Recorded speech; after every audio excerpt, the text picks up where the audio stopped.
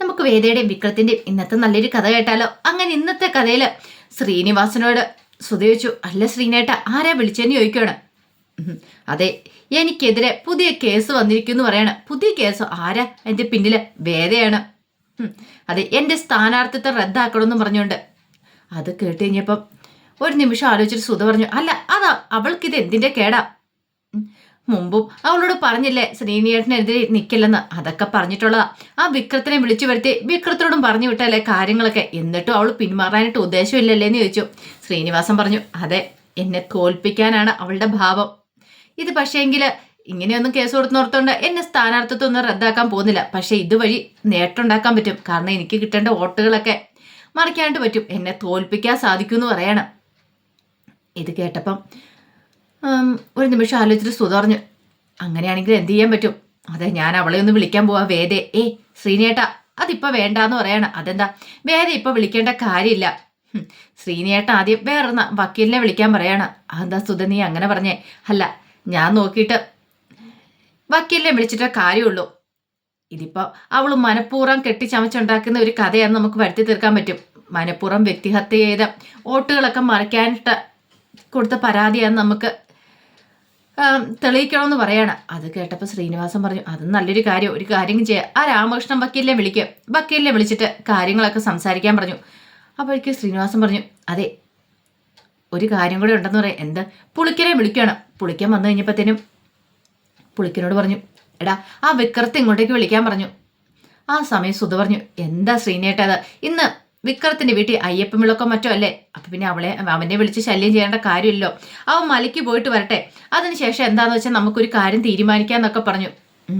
പിന്നീട് പുളിക്കിനെ അങ്ങോട്ട് പറഞ്ഞു വിട്ടു. ഈ സമയത്ത് സുധ പറഞ്ഞു, അതെ, ഇപ്പൊ വിളിക്കേണ്ട രാമകൃഷ്ണൻ വക്കീലിനെയാണ്. വക്കീലിനെ വിളിച്ച് കാര്യങ്ങളൊക്കെ സംസാരിക്കുക. അയാളാകുമ്പം എന്തെങ്കിലും ഊടായ്പ കാണിച്ച് ഉറപ്പായിട്ടും ഇതിനൊരു മറുപടി കൊടുത്തിരിക്കും. ഇനി അതോ രക്ഷയുള്ളെന്നൊക്കെ ശ്രീനിവാസനോട് പറഞ്ഞു.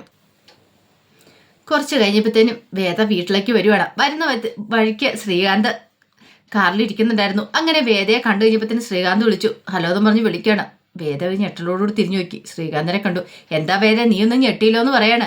നീ ഞെട്ടേണ്ട കാര്യം എന്താ? ഒന്നും അല്ലേലും ഞാൻ നിന്റെ സഹോദരനല്ലേ, നമ്മൾ തമ്മിൽ രക്തബന്ധം ഉള്ളല്ലേന്ന് ചോദിച്ചു. അത് കേട്ടിഞ്ഞപ്പോ വേദ പറഞ്ഞു, രക്തബന്ധം രക്തബന്ധമല്ല, നമ്മൾ തമ്മിൽ ഒരു കരാറാ ഉള്ളതെന്ന് പറയാണ്. ഞാൻ അങ്ങോട്ടേക്ക് വരാന്നുള്ള കരാറ്. അത് കേട്ടുകഴിഞ്ഞപ്പോൾ ശ്രീകാന്ത് പറഞ്ഞു, നീ എന്താ വേദ ഇങ്ങനെയൊക്കെ പറയണേ? ഇങ്ങനെ എനിക്കിപ്പോൾ പറയാൻ പറ്റുള്ളൂ എന്ന് പറയണം. അത് കേട്ട് കഴിഞ്ഞപ്പോൾ ശ്രീകാന്ത് പറഞ്ഞു, വരാന്നൊരു കരാറുണ്ട്, നാളെ അങ്ങോട്ടേക്ക് വന്നേക്കണമെന്ന് പറയണം. അത് കേട്ടപ്പോൾ വേദ ഒരു നിമിഷം ഒന്ന് ആലോചിച്ചു. പിന്നീട് വേദ പറഞ്ഞു, നിങ്ങൾ എന്നെ ശരിക്കും ബ്ലാക്ക് മെയിൽ ചെയ്യുകയോ ചെയ്തേ. പക്ഷേ എങ്കിൽ എനിക്കിവിടെ ഒരു തീരുമാനം എടുക്കാനായിട്ട് പറ്റാതായി. ഞാൻ ഒരു കാരണവശാലും വരില്ലായിരുന്നു. പക്ഷെ എൻ്റെ വീട്ടിലുള്ളവർക്ക് എന്തെങ്കിലും സംഭവിച്ചാലൊന്നും ഭയന്ന് മാത്രമാണ് ഞാൻ നിങ്ങൾ പറയുന്നതൊക്കെ അനുസരിക്കുന്നത്. പിന്നെ ഒരു കാര്യമുണ്ട്, ഞാൻ വരുന്ന സമയത്ത് നിങ്ങളിങ്ങനെ കാത്തിരിക്കേണ്ട കാര്യമൊന്നുമില്ല. ഞാൻ വരുമെന്ന് പറഞ്ഞാൽ വന്നിരിക്കും. ഇതെങ്ങാനും വിക്രം കണ്ടിട്ടുണ്ടെങ്കിൽ വിക്രത്തിന് സംശയം തോന്നും. അറിയാലോ, സംശയം തോന്നിയിട്ടുണ്ടെങ്കിൽ വിക്രം അന്വേഷിക്കും. പിന്നെ നിങ്ങളാണ് അച്ഛനെ തട്ടിക്കൊണ്ടു പോയതിൻ്റെ ഉള്ളതെന്ന് അറിഞ്ഞിട്ടുണ്ടെങ്കിൽ വിക്രം വെറുതെ ഇരിക്കില്ല. അറിയാലോ വിക്രത്തിന് സ്വഭാവം. അത് ഒഴിവാക്കാൻ വേണ്ടിയിട്ട് മാത്രമാണ് ഞാൻ നിങ്ങളോട് പറയുന്നത്. നിങ്ങളുടെ തടി കേടാതെ വേണമെങ്കിൽ രക്ഷപ്പെട്ടു. എങ്ങാനും വിക്രം വന്ന് കണ്ടിട്ടുണ്ടെങ്കിൽ കള്ളത്തരങ്ങളൊക്കെ പിടികൂടുമെന്ന് പറയണം. അത് കേട്ടപ്പോൾ ശ്രീകാന്ത് പറഞ്ഞു, എന്ന് പറഞ്ഞിട്ടുണ്ടെങ്കിൽ വിക്രം എന്ന് വെച്ചാൽ ഞാനൊന്നും പറയണില്ല എന്ന് പറയണം. വേദ പറഞ്ഞ് വിക്രത്തെക്കുറിച്ച് അറിയത്തില്ലാത്തതുകൊണ്ടാ ഇനി കൂടുതൽ സംസാരിക്കാൻ സമയമില്ല. അത് കേട്ട് കഴിഞ്ഞപ്പോൾ ശ്രീകാന്ത് പറഞ്ഞു, ആയിക്കോട്ടെ, നീ നാളെ അങ്ങോട്ടേക്ക് വന്നാൽ മതി, നമുക്ക് അവിടെ വെച്ച് ബാക്കി കാര്യങ്ങൾ സംസാരിക്കാം എന്നൊക്കെ വേദയോട് പറഞ്ഞു. വേദ ഒന്നും മിണ്ടാതെ തിരിഞ്ഞ് വീട്ടിലേക്ക് പോയി. കുറച്ച് കഴിഞ്ഞപ്പോഴത്തേനും വേദ വീട്ടിലേക്ക് വന്നു. ആ സമയത്ത് അയ്യപ്പൻ വിളക്കിനുള്ള പരിപാടികളൊക്കെ നടക്കുകയാണ്. അച്ഛമ്മ ഇവിടെ ഉണ്ടായിരുന്ന വീഡിയോ ഒക്കെ ഷൂട്ട് ചെയ്തുകൊണ്ട് വേദയെ കണ്ടപ്പോഴേ പറഞ്ഞു, ആ മോള് വന്നോ? അതെ, മോള് പെട്ടെന്ന് പോയി വേഷമൊക്കെ ഒന്ന് മാറിയിട്ട് വാ, നമുക്ക് കുറച്ച് ഷൂട്ട് ചെയ്യാനുണ്ടെന്ന് പറഞ്ഞു. അതിന് വേദ മറുപടി ഒന്നും പറഞ്ഞില്ല. വിക്രം നന്ദിനിയൊക്കെ അവിടെ നിൽക്കുന്നുണ്ടായിരുന്നു. അവരൊക്കെ വേദയെ നോക്കി. വേദ ഒന്നും മിണ്ടാതെ അകത്തേക്ക് അങ്ങോട്ട് കയറി പോന്നു. ഈ സമയത്ത് കമല പപ്പടം പൊള്ളിക്കുകയാണ്. കമലയുടെ അടുത്തേക്ക് വേദ എന്നിട്ട് പറഞ്ഞു, അമ്മ ഒന്ന് വരാൻ പറയാണ്. അതെ, ഞാനിതൊന്ന് പൊള്ളിച്ചിട്ട് വരാം, അമ്മയൊന്ന് വന്നേ, എനിക്ക് അത്യാവശ്യമായിട്ട് അമ്മയുടെ ഒരു കാര്യം സംസാരിക്കാനുണ്ടെന്ന് പറഞ്ഞു. ശ്രീജ അവിടെ കറിക്ക് അരിഞ്ഞുകൊണ്ടിരിക്കുന്നുണ്ടായിരുന്നു. അങ്ങനെ കമലയെ വിളിച്ചോണ്ട് വേദ മുറിയിലേക്ക് പോയി. എന്താ മോളെ, നിനക്ക് എന്താ പറയാനുള്ളതെന്ന് ചോദിച്ചു. വേദ പറഞ്ഞു, ഇനിയും ഞാനിത് പറയാതിരുന്നിട്ടുണ്ടെങ്കിൽ അമ്മയോടൊക്കെ ചെയ്യുന്ന വലിയ പാപമായിരിക്കും. അതുകൊണ്ട് എനിക്കിത് പറയാതിരിക്കാൻ പറ്റില്ല എന്ന് പറഞ്ഞു. അല്ല മോളെ, നീ കാര്യം എന്താ വെച്ചാൽ പറഞ്ഞില്ല. അമ്മേ, ഇന്നൊരു ദിവസം കൂടെ ഞാനിവിടെ ഉള്ളൂ. ഞാൻ നാളെ ഈ വീട്ടിൽ നിന്ന് പോവാന്ന് പറയണേ. നീ എന്താ പറയണേ? എനിക്കൊന്നും മനസ്സിലായില്ലോ. എന്താ വേദ എന്ന് ചോദിച്ചു. കേട്ടത് വിശ്വസിക്കാൻ പോലും പറ്റിയില്ല കമലയ്ക്ക്. അതേമ്മേ, ഞാൻ ഇനി ഇവിടെ ഉണ്ടാകത്തില്ല. ഇനി ഇത് അമ്മയോട് പറഞ്ഞില്ലെങ്കിൽ ഒരു പക്ഷേ എങ്കിൽ അമ്മയോടൊക്കെ ചെയ്യുന്ന ഏറ്റവും വലിയ പാപമെന്ന് എനിക്ക് തോന്നി. അതുകൊണ്ടാണ് ഞാൻ ഇന്നേ പറഞ്ഞേ. ഇനിയിപ്പം നാളെ ഇത് പറഞ്ഞിട്ടുണ്ടെങ്കിൽ എല്ലാവരും പറയും വിക്രം പോയി മലയ്ക്ക് പോയിട്ട് വന്നപ്പോൾ ഞാൻ ഒരേ പ്രശ്നം ഉണ്ടാക്കാനായിട്ട് പറയുന്നതാണ്. അതുകൊണ്ടാണ് ഞാൻ അമ്മയോട് നേരത്തെ പറഞ്ഞേ എനിക്ക് പോകാതിരിക്കാൻ പറ്റില്ല, ഞാൻ പോകുമെന്ന് പറയണം. അത് കേട്ടപ്പോൾ കമലയ്ക്ക് ഒരു അന്താളിപ്പ്. കമലയ്ക്ക് വിശ്വസിക്കാൻ പോലും പറ്റിയില്ല. ഇതും പറഞ്ഞിട്ട് വേദ അങ്ങോട്ട് തിരിഞ്ഞു നടക്കുമ്പോഴത്തേനും കമല കയ്യിലേക്ക് പിടിച്ചു. അതെ, നീ എന്താ മോളെ പറഞ്ഞിട്ട് പോന്നേ? എനിക്കറിയാം ഒരു കാരണവശാലും നീ മനഃപൂർവ്വമല്ല, നിന്റെ മനസ്സിൽ വേറെ എന്തോ ഒരു കാര്യമുണ്ട്. വിക്രത്തിന്റെ കാര്യം ഓർത്തിട്ടാണെങ്കിൽ അതൊന്നും അല്ലെന്നറിയാം. വിക്രവും ശ്രീനിവാസനും തമ്മിൽ ഇന്നും ഇന്നലെയും തുടങ്ങിയ അടുപ്പവും കാര്യങ്ങളൊന്നും അല്ല. അതിന്റെ പേരിൽ കുറെ പ്രശ്നങ്ങൾ ഉണ്ടായിട്ടുണ്ട്. അന്ന് പോലും നീ വീട് വിട്ടുപോകാൻ തയ്യാറായിട്ടില്ല. ഇപ്പൊ വിക്രം ശ്രീനിവാസന്റെ കൂടെ ഇലക്ഷൻ പ്രചരണത്തിന് പോകുന്നുണ്ടെന്നും പറഞ്ഞുകൊണ്ടാണോ നീ പുതിയ പ്രശ്നം ഉണ്ടാക്കുന്നേ? അതൊന്നുമല്ല. നിന്നെ സ്നേഹിക്കുന്ന എനിക്കറിയാൻ പാടില്ലേ? നീ ഈ വീട്ടിൽ വന്നിട്ട് ഒരു വർഷക്കാലമായി. ഈ ഒരു വർഷക്കാലമായിട്ട് ഈ കുടുംബത്തിൽ എന്തൊക്കെ മാറ്റം വന്നിട്ടെന്ന് എനിക്കറിയാം. ഈ കുടുംബത്തിൽ നീ ഞങ്ങളെയൊക്കെ സ്നേഹിക്കുന്നുണ്ടായിരുന്നു. ഒരുപക്ഷെ ഇതിന്റെ സത്യാവസ്ഥ പറഞ്ഞില്ലെങ്കിൽ ഞാൻ വിചാരിക്കും നീ എന്നോട് കാണിച്ച കപട സ്നേഹമായിരുന്നു. ഈ കുടുംബത്തിലുള്ള ഓരോരുത്തരോടും കാണിച്ചുകൊണ്ടിരുന്ന ഒറിജിനലായിട്ടുള്ള സ്നേഹമല്ല, കാപട്യം വരുന്നു. സത്യം പറ, എന്താ കാര്യം എന്താന്ന് ചോദിച്ചു. അത് കേട്ടപ്പോൾ വേദ പറഞ്ഞു, എനിക്ക് കൂടുതലൊന്നും പറയാനില്ലമ്മേ, എനിക്ക് മടുത്തു. ഞാനിനി ഇവിടെ നിൽക്കുന്നില്ല. അല്ലെങ്കിലും ഈ ജീവിതത്തിൽ ഇനിയിപ്പം ഞാൻ കൂടുതലൊന്നും പ്രതീക്ഷിക്കുന്നില്ല എന്നും പറഞ്ഞിട്ട് വേദ അങ്ങോട്ട് പോയി. കമല അവിടെ നിന്ന് കരയുവാണ്. അപ്പോഴേക്കും ശ്രീജ അങ്ങോട്ട് വന്നു. കമല കരയുന്ന കണ്ടപ്പോൾ ശ്രീജയ്ക്ക് എന്ത് ചെയ്യണമെന്ന് അറിയത്തില്ല. എന്തോ കാര്യമായിട്ട് സംഭവിച്ചിട്ടുണ്ടെന്ന് മനസ്സിലായി. പക്ഷെ ശ്രീജ കൂടുതലായിട്ടൊന്നും ചോദിക്കാനൊന്നും പോയില്ല. കാരണം കമലയുടെ കരച്ചിൽ കണ്ടപ്പോൾ അതിനൊന്നും തോന്നിയതുമില്ല. പിന്നീട് കമല നേരെ വിക്രത്തിന്റെ അടുത്തേക്ക് വന്നു. വിക്രത്തിനെ വിളിക്കുകയാണ്. വിക്രം ഒന്ന് ഇങ്ങോട്ടേക്ക് വരാൻ പറയണം. എന്താമേ ഇങ്ങോട്ടേക്ക് വരാൻ പറഞ്ഞ് കൂട്ടിക്കൊണ്ടുപോയി.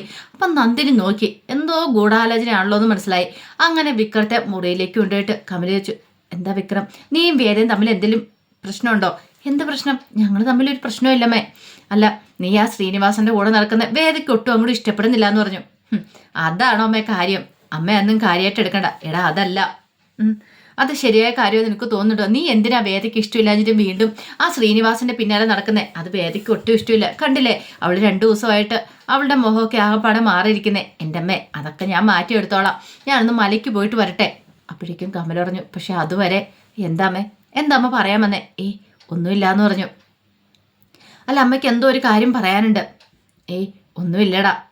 ഞാൻ നോക്കിയിട്ട് നീ ഇനി ആ ശ്രീനിവാസന്റെ കൂടെയുള്ള കൂട്ടങ്ങ് നിർത്തിയേക്ക്, അതായിരിക്കും നല്ലതെന്ന് പറഞ്ഞു. വിക്രം പറഞ്ഞു, അമ്മേ അതാണ് കാരണം അമ്മയ്ക്ക് തോന്നുന്നുണ്ടോ? അതൊന്നുമല്ല, വേറെന്തോ ഒരു കാരണം അവളുടെ മനസ്സിലുണ്ട്. ശ്രീനിവാസ് സാറിനെ ഒരു മറയാക്കി വെച്ചിരിക്കും അവള് എന്നൊക്കെ പറഞ്ഞു. അതൊക്കെ കേട്ട് കഴിഞ്ഞപ്പോൾ കമലയ്ക്കും പിന്നെ എന്ത് ചെയ്യണമെന്ന് അറിയത്തില്ല. കുറച്ച് കഴിഞ്ഞപ്പോഴത്തേനും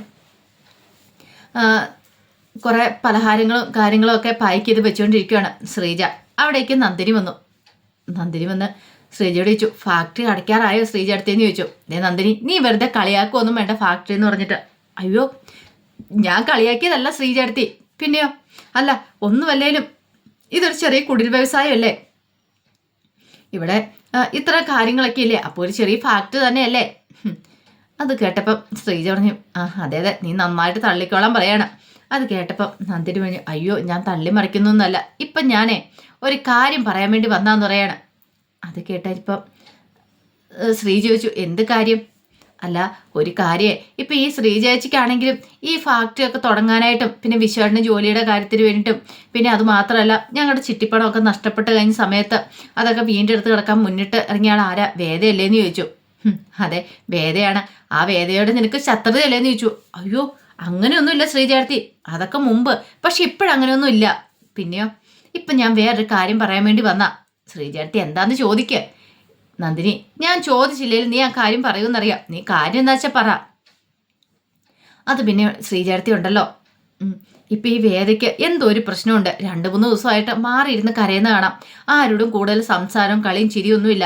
അതെ, വേദയുടെ മനസ്സിലെ കാര്യം എന്താണെന്ന് ശ്രീജേർത്തി ചോദിച്ചറിയണം.